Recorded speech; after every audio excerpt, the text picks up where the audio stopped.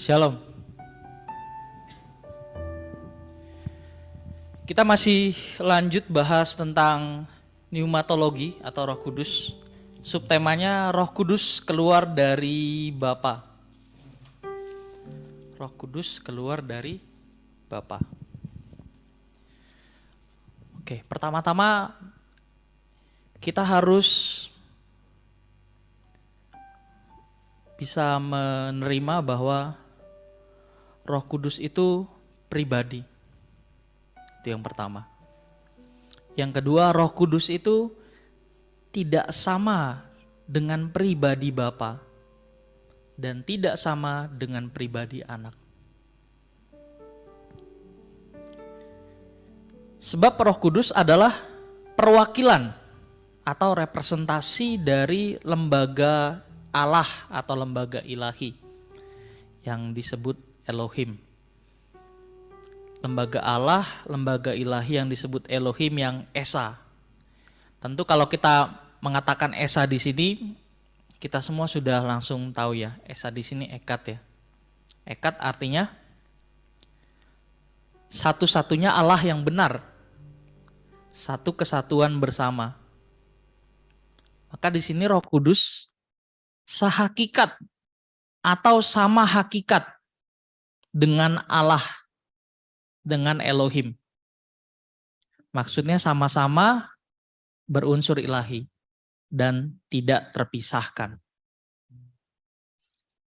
Nah, maka oleh sebab itu orang percaya harus merespon, harus menanggapi, harus menerima dan memperlakukan Roh Kudus sebagai pribadi yang hidup dan menghormatinya seperti kita menghormati Bapa dan menghormati Tuhan Yesus. Kenapa? Sebab Allah, Elohim, hadir melalui atau di dalam Roh Kudus. Sebab Allah, Elohim, hadir melalui atau di dalam Roh Kudus. Omnipresent. Yang artinya Allah Maha hadir melalui atau di dalam Roh Kudus. Jadi jelas sekali bahwa Roh Kudus itu adalah representasi atau perwakilan lembaga Allah atau lembaga ilahi yang kita sebut Elohim. Nah, maka dengan penjelasan ini, keberadaan atau eksistensi Allah Bapa, Tuhan Yesus, dan Roh Kudus itu menjadi mudah kita pahami. Menjadi gampang kita terima dengan pikiran kita.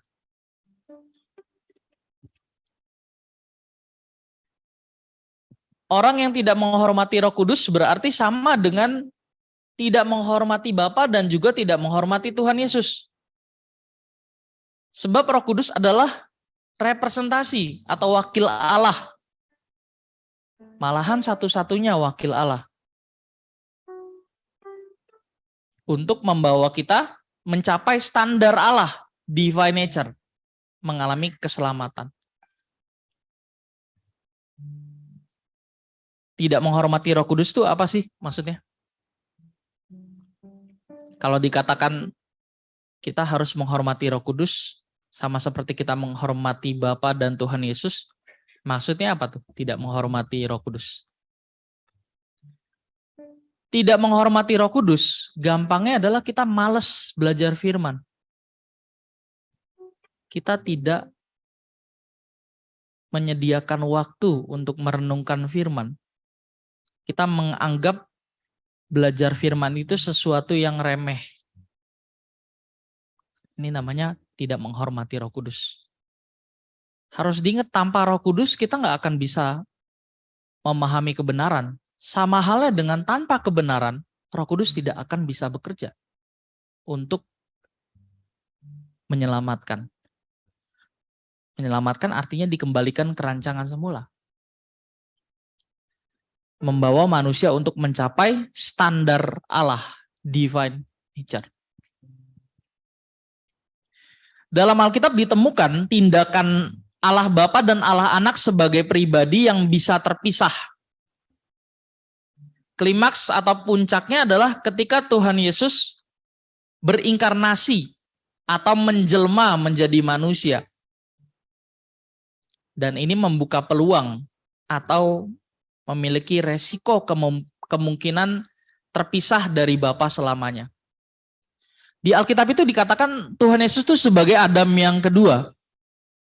Jadi kalau Tuhan Yesus gagal,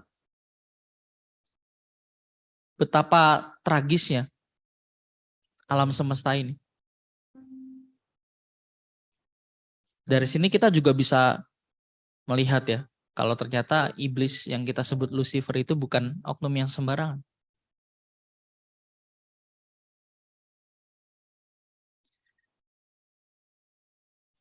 Jadi Tuhan Yesus dan Bapa itu pribadi yang berbeda dan bisa terpisah.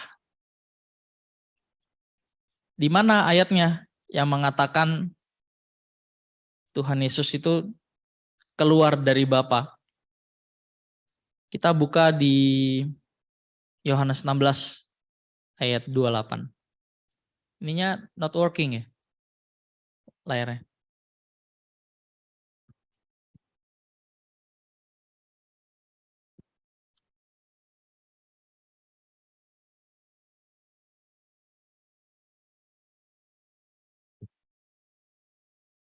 Yohanes 16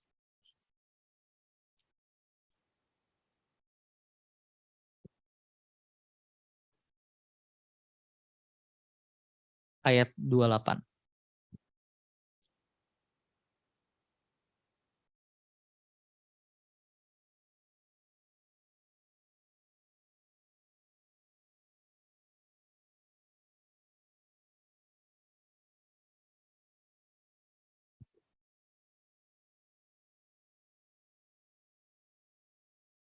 Di sini kita sekaligus membandingkan ya. Roh Kudus itu keluar dari Bapa, Tuhan Yesus pun juga demikian. Klimaks atau puncaknya adalah apa tadi?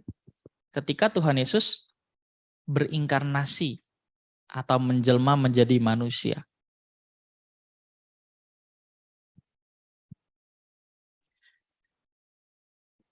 Seandainya Tuhan Yesus gagal taat, yang artinya gagal menjadi pokok keselamatan, aitios.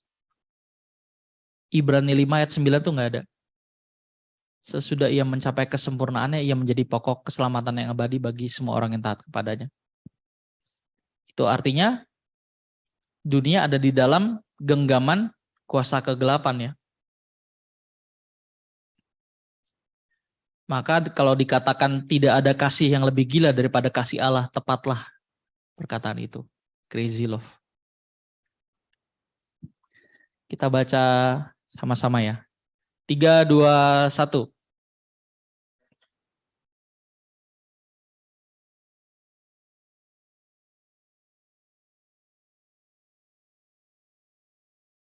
Ya, kata keluar di situ apa? Bahasa aslinya? Ingat? Exerkomai. Artinya keluar, meninggalkan, terpisah. Bisa punya potensi untuk memberontak.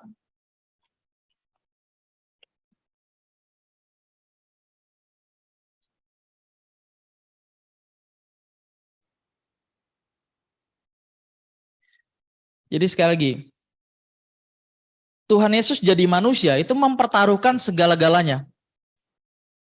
Dan ini membuka peluang atau memiliki resiko kemungkinan terpisah dari Bapa selamanya. Seandainya Tuhan Yesus tidak taat. Jadi perpisahan pribadi Bapa itu membuka kemungkinan Tuhan Yesus memiliki kehendak atau keinginan sendiri yang berbeda dengan keinginan Bapa. Tuhan Yesus hampir aja ya dia melakukan satu kesalahannya. Kalau boleh cawan ini lalu. Tapi untungnya Tuhan Yesus berhasil ya membuktikan ketaatannya.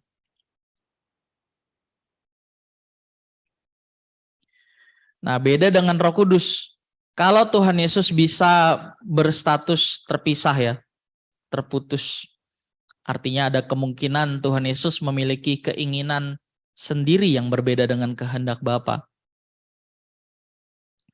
Beda dengan Roh Kudus. Di Alkitab dikatakan Roh Kudus itu tidak pernah bergerak tanpa melakukan yang Allah inginkan. Roh Kudus tidak pernah berdiri sendiri. Ia melakukan apa yang dikehendaki oleh Bapa. Ia melakukan apa yang dikehendaki oleh Bapa. Loh, kok gitu? Dalam perjanjian baru, Roh Kudus menjadi utusan Bapa dalam melakukan segala sesuatu yang dilakukan. Dalam melakukan segala sesuatu yang dilakukannya pasti selalu sesuai dengan kehendak Bapa secara tepat sempurna. Jadi kalau Roh Kudus bertindak tidak sesuai dengan kehendak Bapa, konsekuensi logisnya adalah itu berarti Bapa berkepribadian ganda. Loh, maksudnya gimana? Roh Kudus itu kan rohnya Bapa, betul ya? Roh Kudus itu keluar dari Bapa. Yang pertama, Roh Kudus itu rohnya Bapa sendiri. Yang kedua, Roh Kudus keluar dari Bapa. Dan kata keluar di situ pakai kata ekporeomai. Artinya mengalir terus-menerus. Mengalir terus-menerus.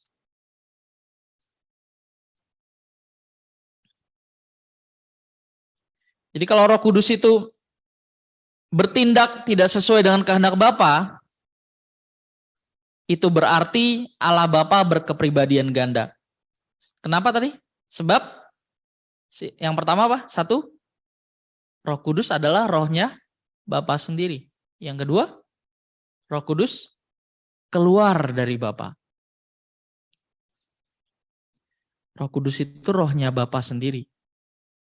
Maka dalam Lukas 12 ayat 10 dikatakan, jika kamu menghina anak Allah, kamu diampuni. Tapi jika kamu menghujat Roh Kudus, tidak ada satupun korban yang dapat menghapus dosamu itu. Coba kita buka deh ayatnya. Mau ke ini ya? Oke. Lukas 12 ayat 10.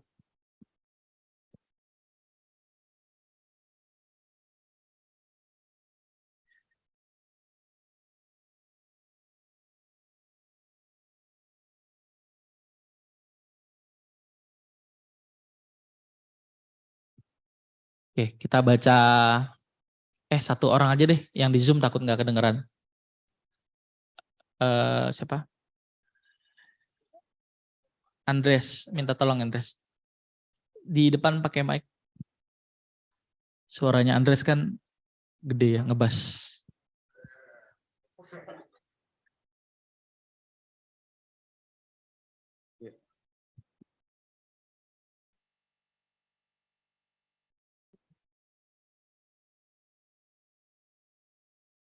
Lukas 12 ayat 10. Setiap orang yang mengatakan sesuatu melawan anak manusia, ia akan diampuni. Tetapi barang siapa menghujat Roh Kudus, ia tidak akan diampuni. Barang siapa menghujat Roh Kudus, ia tidak mendapat pengampunan. Jangan menganggap remeh hal ini. Karena kita bisa berada pada situasi di mana kita menghujat. Tapi tentu menghujat Roh Kudus juga tidak semudah itu ya. Ada tahapan-tahapannya. Ada mendukakan Roh Kudus, ada memadamkan Roh Kudus, dan tahap paling akhir adalah menghujat Roh Kudus.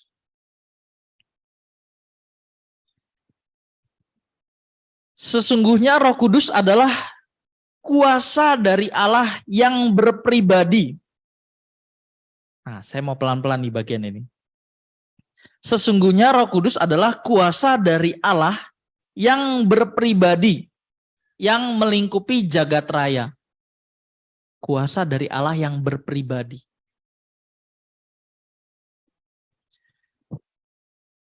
Kalau manusia kan di mana ada manusia di situ ada tubuh, ada rohnya ya. Tapi kalau Bapa, ya Bapa di kerajaan surga pribadi Bapa. Yang ada di mana-mana itu apa? Siapa? Rohnya ya, Roh Kudus. Nah, Roh Kudus sekali lagi adalah kuasa dari Allah yang berpribadi.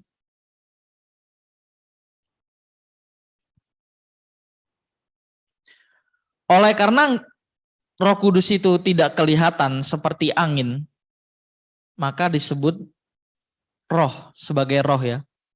Ibrani, dalam bahasa Ibrani roh itu kan ruah. Karena tidak terlihat seperti angin. Dan tidak ada tempat yang tidak dalam lingkupan atau jelajah Roh Kudus.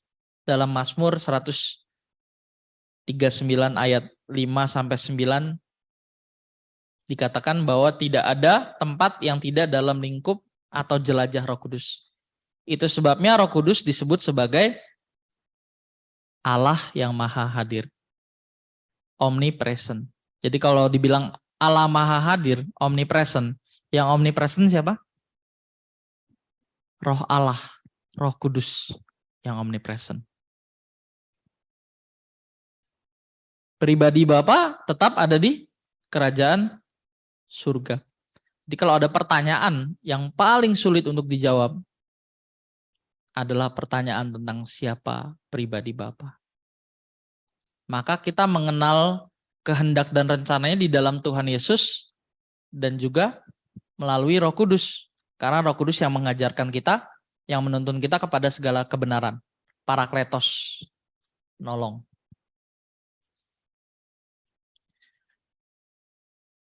Nah, tapi perlu kita catat.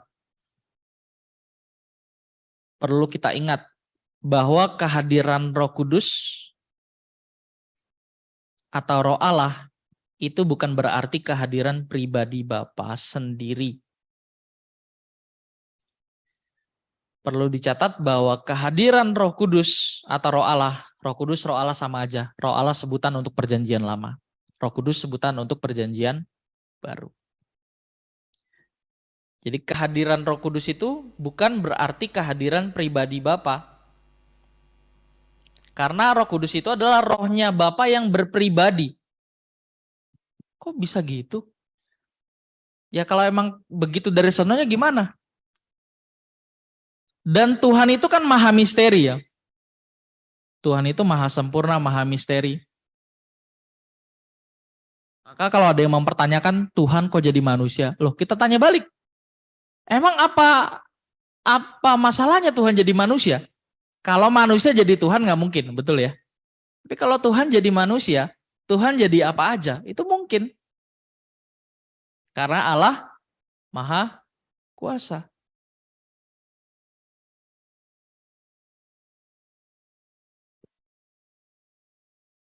Jadi yang hadir di mana-mana itu siapa? Yang hadir di mana-mana adalah rohnya, Roh Kudus. Dalam doa Bapa kami, di situ dikatakan, Tuhan Yesus mengatakan, Tuhan Yesus mengajarkan kita untuk mengucapkan kalimat Bapa kami yang ada di surga. Kenapa enggak Bapa kami yang ada di mana-mana? Kenapa Bapa kami yang ada di kerajaan surga? Kenapa Bapa kami yang ada di surga, bukan Bapa kami yang ada di mana-mana?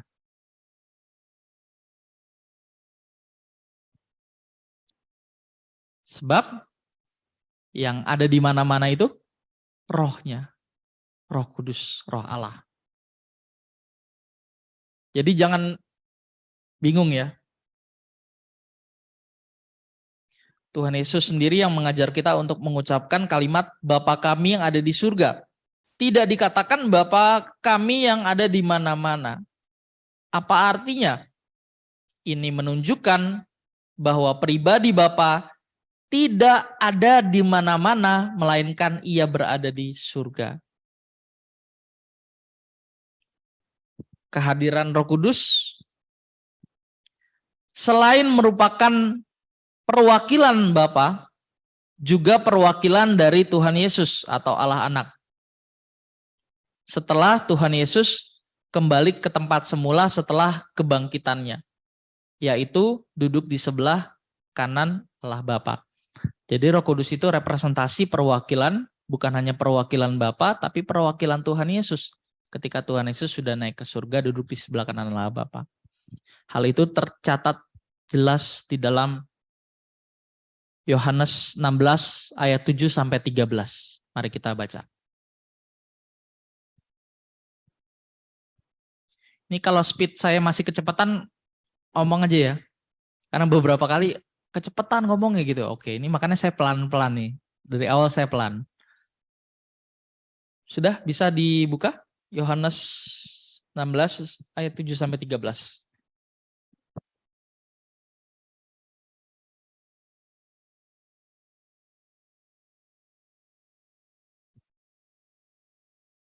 Ya, minta bantuan Andres. Silakan dibaca.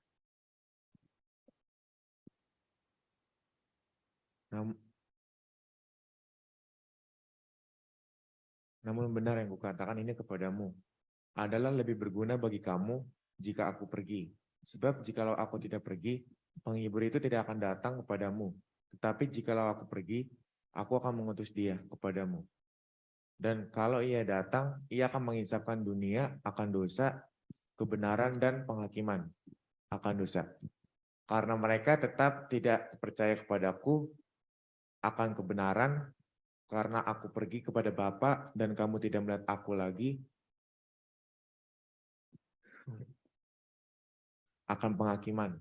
Karena penguasa bumi, dunia ini telah dihukum. Masih banyak hal yang harus kukatakan kepadamu, tapi sekarang kamu belum dapat menanggungnya.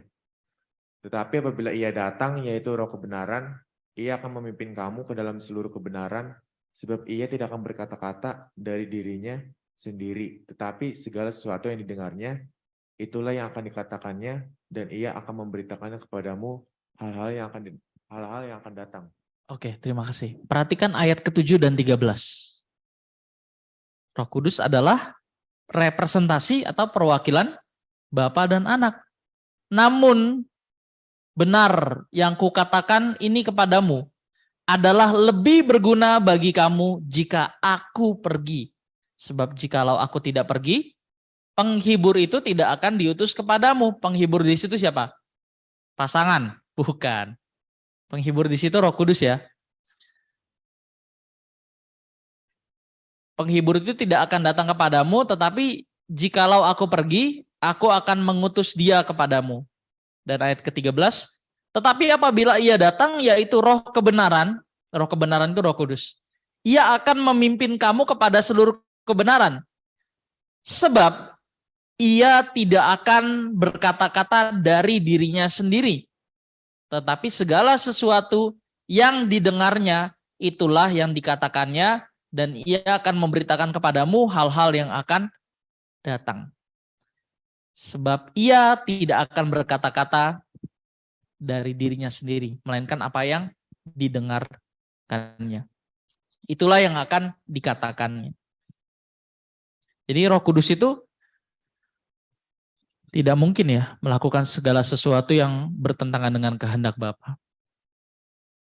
Karena tadi dua alasan. Yang pertama apa? Ini logikanya harus dimainkan ya. Jangan hanya dihafal apa teorinya begitu. Yang pertama tadi apa? Roh Kudus keluar dari Bapa. Kedua, Roh Kudus rohnya Bapa sendiri.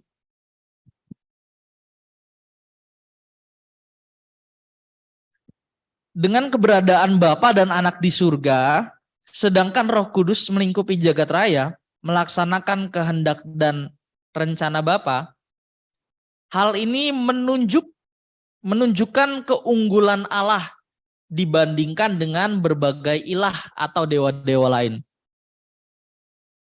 Dewa-dewa atau ilah yang mengembara atau bergelandangan di banyak tempat. Nangkep nggak maksudnya? Bapa dan Tuhan Yesus ada di kerajaan surga. Bapa dan Tuhan Yesus ada di kerajaan surga, sedangkan Roh Kudus melingkupi jagat raya, melaksanakan kehendak dan rencana Bapa. Ini menunjukkan apa? Menunjukkan keunggulan. Dibandingkan dengan berbagai ilah atau dewa lain yang mengembara dan bergelandangan di banyak tempat. Biasanya kan konsep-konsep orang-orang yang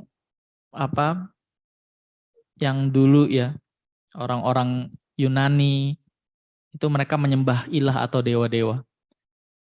Yang misalnya di tempat ini tuh penguasanya dewa ini, dewa A. Di tempat ini penguasanya dewa B. Jadi dewanya itu menguasai tempat yang ada di bumi begitu. Tapi jelas kalau Bapa dan Tuhan Yesus tuh ada di kerajaan surga.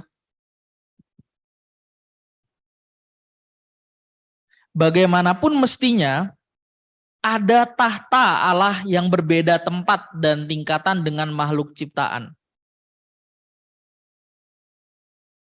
Jadi kalau Tuhan Yesus berkata, Bapa kami yang ada di surga, hal ini adalah juga untuk membedakan Bapa yang benar, yaitu yang ada di surga dengan Allah atau ilah atau dewa atau sesembahan yang tidak ada di surga, yang bergelandangan di bumi. Bapa adalah pribadi yang memiliki tempat paling tinggi, suci, kudus, dan permanen, yaitu di surga, di atas segala sesuatu. Maka ia juga berkuasa memerintah atas semesta yang tidak ada batasnya ini. Kalau kita ingat pelajaran tentang surga ya, dulu pernah kita seminarkan sekali ya. Surga itu ada 3 tingkatan ya. Ada 3 tingkatan, di mana tingkat yang ketiga itu ada 3 lapisan lagi. Jadi tempatnya malaikat, tempatnya Tuhan Yesus, dan tempatnya Bapa. Nanti kita bahas next ini ya. Mungkin next pendalaman Alkitab ya, kalau nggak tentang surga ya tentang Lucifer kali ya. Kalau doktrin Allah gimana? Berat ya? Langsung makin sedikit yang datang ya doktrin Allah. berat banget kayak doktrin Allah. Tapi nggak apa-apa, itu memang harus kita makan. Kalau nggak kita nggak bisa tahu siapa dan bagaimana Allah yang benar itu. Doktrin Allah. Yang dalam istilah teologi disebut doktrin proper. Proper teologi. Doktrin Allah. Menjadi pokok pengajaran yang hebat diperdebatkan di sepanjang sejarah gereja, yaitu siapa atau apakah Roh Kudus itu. Tapi kita udah bahas di awal ya. Roh Kudus itu rohnya Bapa. Nah, ada satu pandangan yang mengatakan, yang mengesankan bahwa Roh Kudus itu seperti tenaga aktif yang mengalir dari Bapa. Roh Kudus seperti tenaga aktif yang mengalir dari Bapa. Roh Kudus digambarkan seperti aliran tenaga listrik dan Allah sebagai pusat tenaga listriknya. Nah, benarkah pandangan ini? Sebetulnya ini merupakan pandangan yang kurang tepat. Kurang tepat ya, bukan salah sama sekali ya. Ini mengandung sebagian kebenaran. Roh Kudus itu tenaga aktif yang mengalir dari Bapa. Tadi sebelumnya kita juga sudah membahas kalau Roh Kudus itu adalah kuasa Allah yang apa tadi? Kuasa Allah yang berpribadi. Kuasa Allah yang berpribadi. Nah, kita kembali ke tadi ya. Kalau Roh Kudus digambarkan seperti aliran tenaga listrik dan Allah sebagai pusat tenaga listriknya, ini pandangan yang kurang tepat. Sebab bisa memunculkan pemikiran, bisa memunculkan asumsi, bisa memunculkan pandangan bahwa Roh Kudus itu hanya suatu benda, hanya suatu kekuatan. Kalau dikatakan Roh Kudus itu sekedar tenaga aktif. Pelan-pelan ya. Kalau Roh Kudus dikatakan sebagai tenaga aktif yang mengalir dari Bapa, kalau tadi dikatakan kurang tepat dan hanya mengandung sebagian kebenaran saja, ini bisa memunculkan bahwa Roh Kudus itu akan dianggap seperti benda atau semacam kekuatan saja. Nah, keberatannya di mana? Coba saya ajak teman-teman untuk mengkritisi. Keberatannya di mana? Kalau Roh Kudus dipandang sebagai tenaga aktif saja yang mengalir dari Bapa, ibarat Roh Kudus itu aliran listrik dan Bapa itu pusat sumber listriknya. Keberatannya di mana? Ya tadi dianggap sebagai benda atau sekedar tenaga aktif. Keberatan lainnya apa?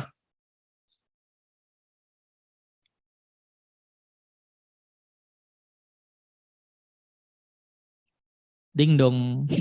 Keberatan lainnya adalah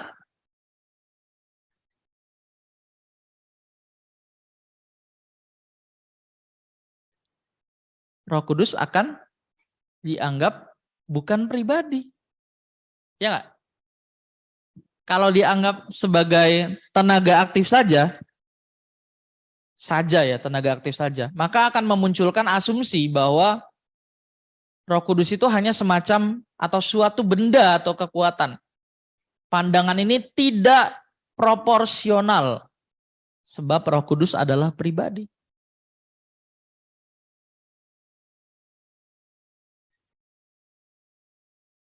Pandangan bahwa Roh Kudus adalah tenaga aktif yang mengalir berasal dari Bapa hanya memuat sebagian kebenaran saja. Kenapa dikatakan sebagian kebenaran saja? Sebagian kebenaran saja artinya adalah hanya satu aspek saja, hanya satu bagian saja yang dilihat. Bukan kebenaran secara penuh, secara utuh. Kenapa? Sebab kebenaran itu harus dilihat dari semua aspek atau bagiannya. Harus dilihat dari semua aspek atau bagiannya. Sama seperti manusia. Manusia itu terdiri dari berapa unsur?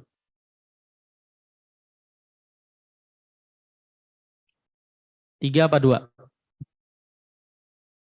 Bisa dua, bisa tiga ya.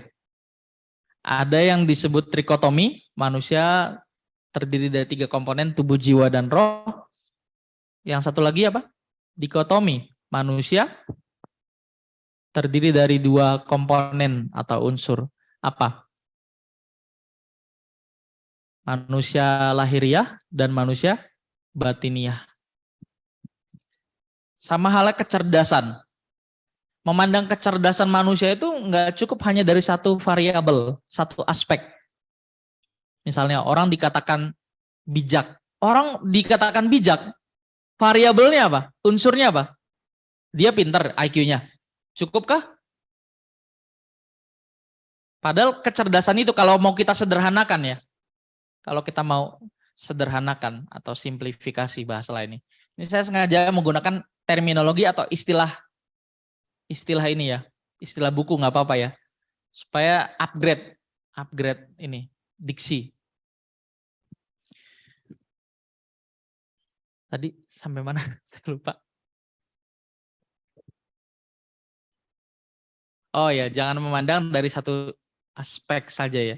Kebenaran itu harus dilihat dari berbagai aspek. Sama seperti manusia tadi ya.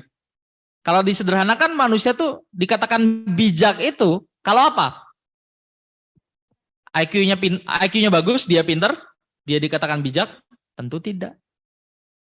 Ada yang disebut kecerdasan emosional, ada yang disebut kecerdasan intelektual, ada yang disebut kecerdasan spiritual, ada yang disebut sebagai kecerdasan fisik, shape intelligence.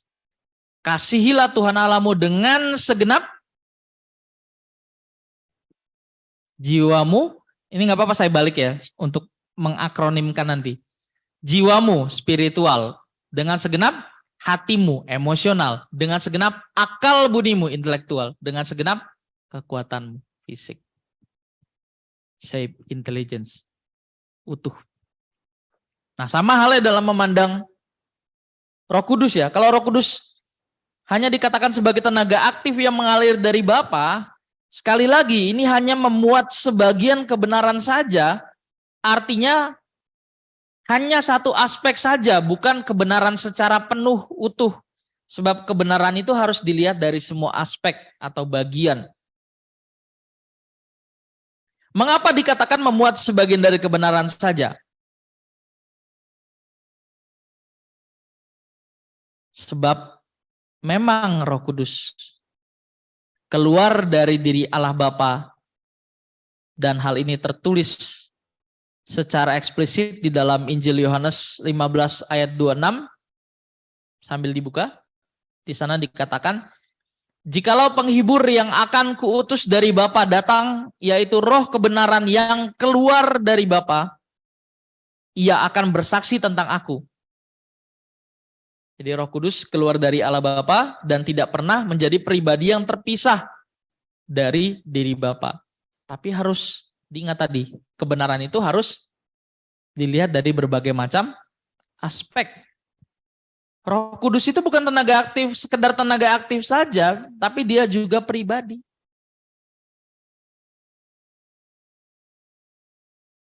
Tentu ini bukan hasil pemikiran manusia ya. Ini tertulis di Alkitab. Tahu dari mana Roh Kudus berpribadi? Tunggu dulu. Pribadi itu apa dulu? Kita samakan persepsi. Pribadi adalah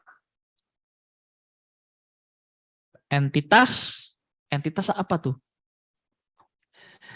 Entitas itu keberadaan yang unik, utuh, dan lengkap.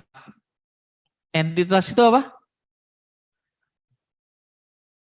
Iya. Roh Kudus itu tadi apa sih? Saya bahas apa? Entitas. Astaga, kambuh lagi nih. Entitas itu keberadaan yang unik, utuh, dan lengkap.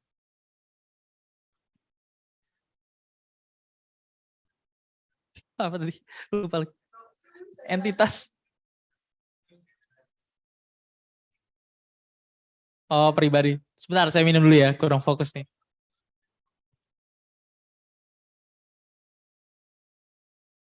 Pribadi atau entitas. Ya apa-apa. Di dalam internal komunitas kita. Nggak apa-apa. No problemo. Pribadi. Ya, entitas. Jadi disebut pribadi kalau dia tuh punya pikiran, perasaan, kehendak bebas. Itu baru sah dikatakan sebagai pribadi. Roh Kudus punya pikiran? Yes. Punya perasaan? Yes. Dia dapat diduga citakan. Punya kehendak bebas? Yes. Berarti disebut pribadi?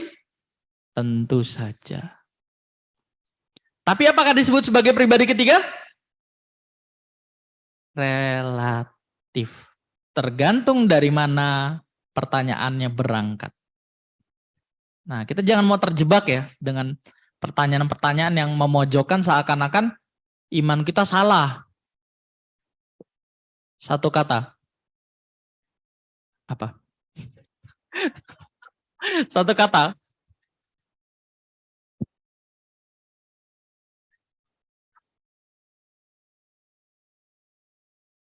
Hadapi. Hadapi. Tapi jangan melukai ya. Hadapi, tapi jangan melukai.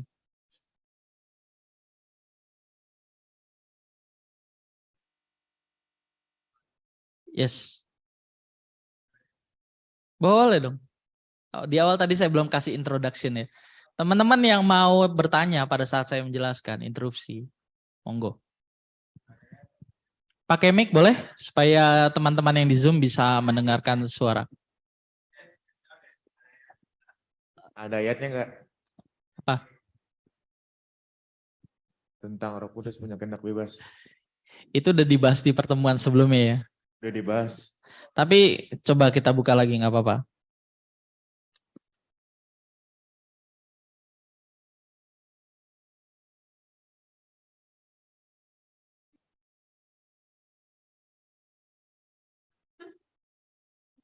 Satu Korintus 12 ayat yang ke-11. Kita buka. Wah, ini mesti gini ya berarti.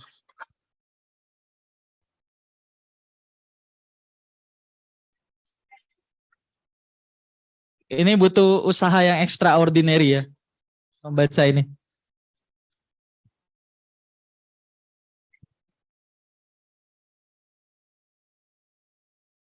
Ini laptop siapa sih?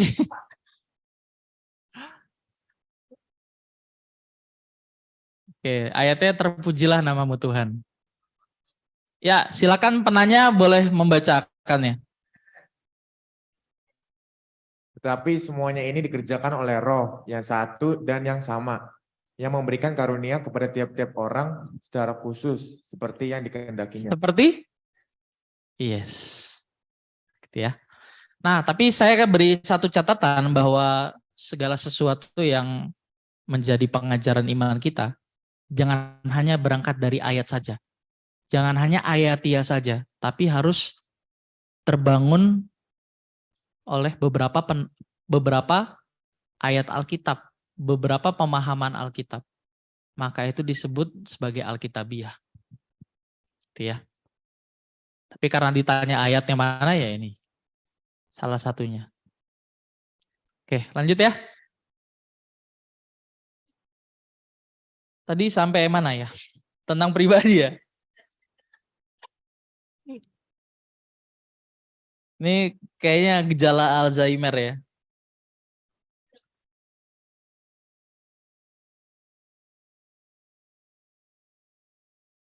Oke, sekarang kita buka kata keluar untuk Roh Kudus. Yohanes 15 ayat yang ke-26.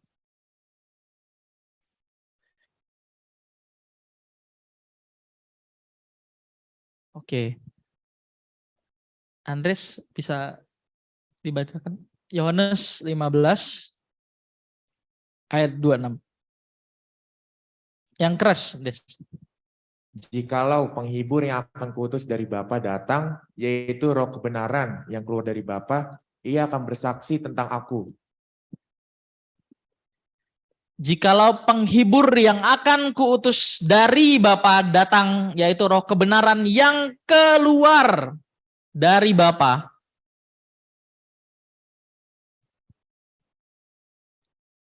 Kata keluar di situ, dalam teks aslinya masih ingat? Somai.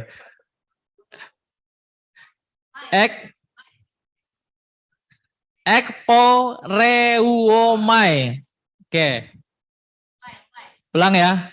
Ekporeuomai. Ekporeuomai. Ekporeuomai. Artinya apa? Kata ekporeuomai ini kan teks asli untuk kata keluar ya. Artinya apa? Ternyata selain berarti keluar, berarti berangkat dari. Bisa juga berarti datang dari. Juga berarti meneruskan. Juga berarti melanjutkan. Kata ekporeuomai mengandung pengertian mengalir terus-menerus. Dan juga berarti menyebar keluar. Mengalir terus-menerus juga berarti menyebar keluar. Jadi tadi tidak sepenuhnya salah kalau dikatakan Roh Kudus itu seperti tenaga aktif yang sumbernya dari Bapa. Kekurangannya tadi apa? Karena itu hanya akan menimbulkan asumsi bahwa Roh Kudus itu hanya benda atau tenaga. Padahal Roh Kudus itu apa? Pribadi. Kata ekporeomai sekali lagi, itu mengandung pengertian mengalir terus-menerus. Apa? Dan juga berarti menyebar keluar. Apa? Ya, ekporeomai artinya mengalir terus-menerus, menyebar keluar. Dia tidak terputus. Hal ini menunjukkan suatu hubungan atau relasi antara Bapa dan Roh Kudus yang tidak pernah bisa putus seperti arus listrik dengan sumber tenaga listriknya. Ekporeuomai. Itulah sebabnya kalau dikatakan bahwa Roh Kudus seperti arus listrik yang mengalir keluar dari sumber pusat tenaga listrik, itu mengandung sebagian kebenaran saja. Sebagian kebenaran artinya hanya satu aspek saja, bukan kebenaran secara penuh. Nah, karena kita sudah berbicara kata keluar untuk Roh Kudus, berbicara mengenai fenomena bahwa Roh Kudus keluar dari Bapa sebagai compare atau perbandingannya adalah Tuhan Yesus yang juga berkata bahwa dirinya datang atau juga bisa dikatakan keluar dari Bapa. Nah, kalau kita lihat ayatnya, itu nggak ada kata keluar, memang datang tulisannya. Tapi di situ bahasa aslinya exerkomai itu artinya keluar. Kita buka di ayatnya. Yohanes 16 ayat 28 sebagai compare atau pembanding.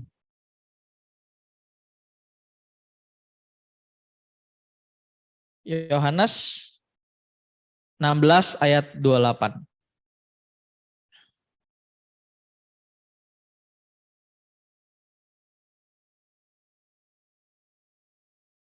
Oke, sama-sama kita baca. 3, 2, 1.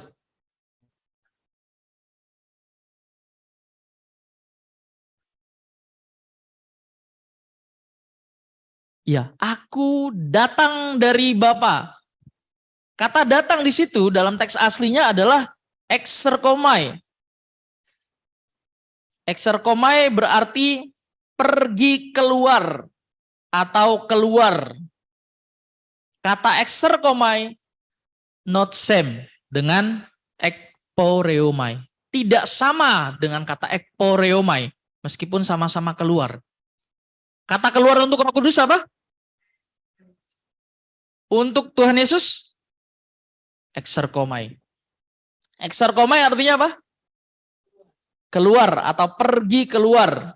Dan ini tidak sama ya dengan kata ekporeomai, sebab kata keluar di sini exerkomai. Kalau Roh Kudus keluar dari Bapa, berarti Roh Kudus masih tetap secara terus-menerus ada hubungan dengan Bapa. Sebab tadi ekporeomai artinya apa? Mengalir. Mengalir terus-menerus, menyebar keluar.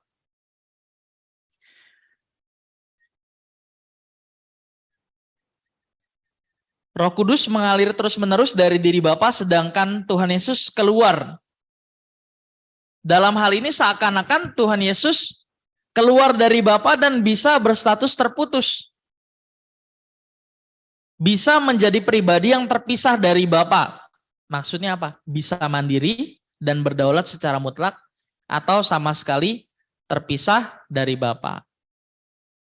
Nah, demikianlah faktanya bahwa Tuhan Yesus bisa meninggalkan kemuliaan, keluar dari Bapa dan menjadi manusia yang bisa berdaulat sendiri. Filipi 2 ayat 5 sampai 7. Itu tentang inkarnasi ya. Dalam perjalanan hidupnya di dunia, ia pernah menyatakan bahwa Bapa meninggalkan dirinya, yaitu ketika di kayu salib. Markus 15 ayat 34. Yang berbunyi, Eli, Eli, lama sabaktani. Artinya, Allahku, Allahku, mengapa engkau meninggalkan aku? Dalam hal ini juga disingkapkan kepada kita bahwa pribadi-pribadi dalam lembaga Allah atau lembaga ilahi bisa terpisah kecuali Roh Kudus. Siapa yang ada pribadi-pribadi di dalam lembaga ilahi? Satu, Bapa, Allah Anak, Tuhan Yesus, dan Roh Kudus. Dari sini kita bisa tahu kalau pribadi-pribadi dalam lembaga Allah itu bisa terpisah kecuali Roh Kudus. Amin. Ada pertanyaan? Satu pertanyaan. Cukup? Bisa, Yos? Satu, oke. Atau saya kasih pertanyaan. Ada gift-nya.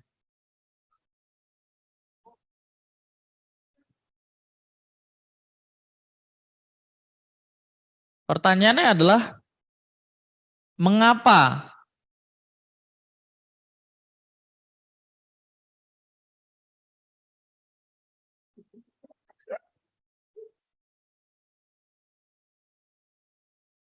Roh Kudus tidak dapat bertindak di luar kehendak Bapa? Dan apa jadinya jika Roh Kudus bertindak tidak sesuai dengan kehendak Bapa? Yang di Zoom, silakan yang mau jawab. Yang di tempat ini, silakan yang mau menjawab, angkat tangan.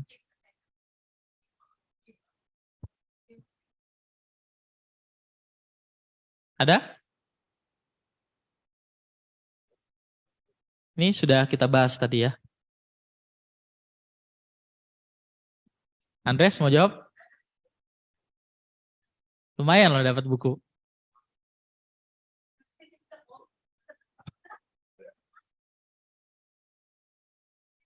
Yang di Zoom ada yang mau jawab? Saya ulang pertanyaannya ya. Mengapa Roh Kudus itu tidak bisa bertindak di luar kehendak Bapa? Dan apa jadinya, apa konsekuensinya jika Roh Kudus bertindak tidak sesuai dengan kehendak Bapa?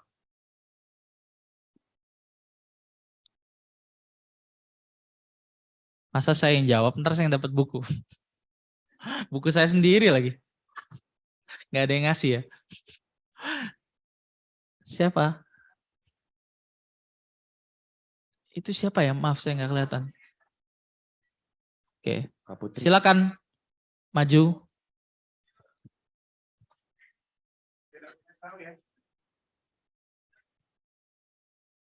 Tanpa melihat catatan. Boleh deh. Tadi pertanyaannya apa? Waduh, disuruh ulang lagi.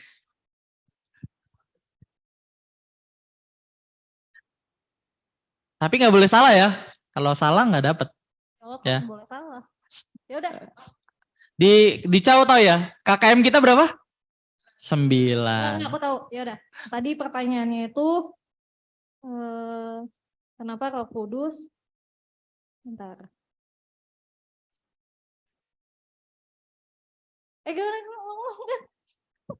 Mengapa Roh Kudus itu tidak dapat bertindak di luar kehendak Bapa?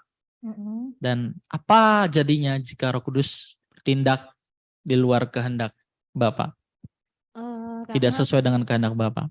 Karena Roh Kudus itu kan rohnya Bapa. Roh yang berasal dari Bapa. Jadi pasti kehendak dia itu juga kehendaknya Bapa. Dan kalau misalkan Roh Kudus itu bertindak di luar dari kehendak Bapa, ini memungkinkan bahwa Bapa itu memiliki kepribadian ganda. Salah ya?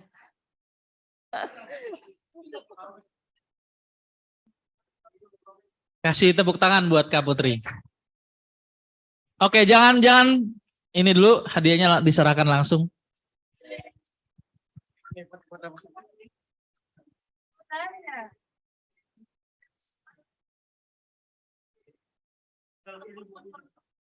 Perpus kamar kau bed berarti. Sini foto. Dan buku yang barusan diberikan itu judulnya sangat menarik, mengubah kodrat. Itu pasangan dari kodrat yang diubahkan. Oke, karena waktu kita sudah habis, kita dibatasi oleh waktu. Nanti yang mau bertanya kita bisa diskusi sambil sedikit ngemil dan ngobrol ya. Amin.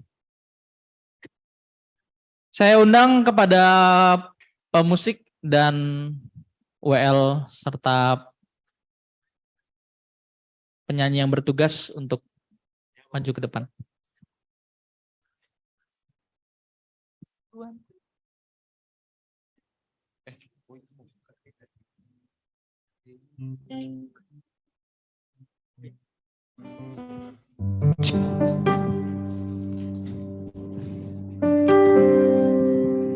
Kerinduan.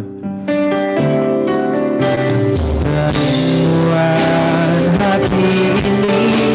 Kita bangkit berdiri teman-teman sebelum kita akhiri ibadah kita. Ibu berkenan di hadapan-Mu. Saat menutup mata, tunai sudah panggilanku. Rencana-Mu Bapa, kerinduan hati ini Kau dapati aku setia, hidup berkenan di hadapan. Saat ku menutup mata, tunai sudah panggilanku. Menggenapi rencana-Mu. Lagi teman-teman katakan kerinduan. Kerinduan hati ini Kau dapati aku setia, hidup berkenan di hadapan-Mu. Saat ku menutup mata, tunai sudah panggilanku. Rencana-Mu Bapa. Saat ku menutup mata, saat ku menutup mata, tunai sudah panggilanku. Menggenapi rencana-Mu Bapa. Saat ku menutup mata, tunai sudah panggilanku. Menggenapi rencana-Mu Bapa. Mari kita tundukkan kepala kita. Allah Bapa kami di dalam kerajaan surga, terima kasih hari ini kami ditambahkan lagi pengertian yang baru. Buat kami semakin mengerti dan memahami setiap kebenaran-Mu, rencana dan kehendak-Mu di dalam seluruh sisa waktu hidup kami ya Bapa. Mampukan kami bukan hanya sekedar mengerti kebenaran-Mu, tetapi melakukannya dalam hidup kami. Tolong kami yang masih muda ini ya Roh Kudus. Mampukan kami untuk melakukan perbuatan benar. Kami tidak bisa melakukan kehendak Bapa tanpa bantuan-Mu ya Roh Kudus. Berkati teman-teman yang hadir di tempat ini Bapa. Berkati juga Pak Eras, Ko Stephen yang sudah menyediakan kami tempat. Juga untuk setiap petugas-petugas yang terlibat di dalam pendalaman Alkitab hari ini. Tuhan yang membalas kebaikan dan Tuhan memberkati, menjaga, dan juga menambahkan hikmat. Terima kasih ya Bapak, terima kasih. Kalau sebentar kami akan menyudahi ibadah pendalaman Alkitab kami, terus ingatkan kami kebenaran-Mu ya Bapak. Terima kasih Bapa kami di dalam kerajaan surga. Hanya di dalam nama anak-Mu, Tuhan kami Yesus Kristus, kami alaskan doa kami. Di dalam nama Tuhan Yesus, Tuhan kami. Amin. Shalom. Saya serahkan pengumuman kepada Rufus. Jangan lupa minggu depan besok MFS.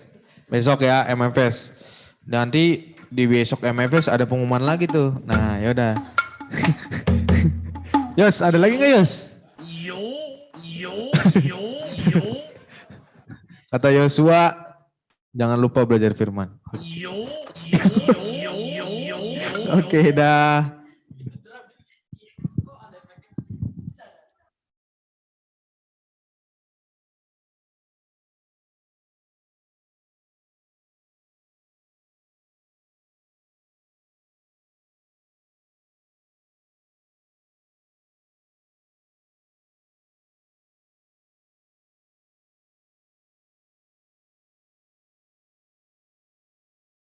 Udah ada guys. Pani masih ada nggak Pani? Ya. Oh masih ada Pani. Ini nggak ada infonya. Ya udah. Udah ada ya Pani. Bye bye.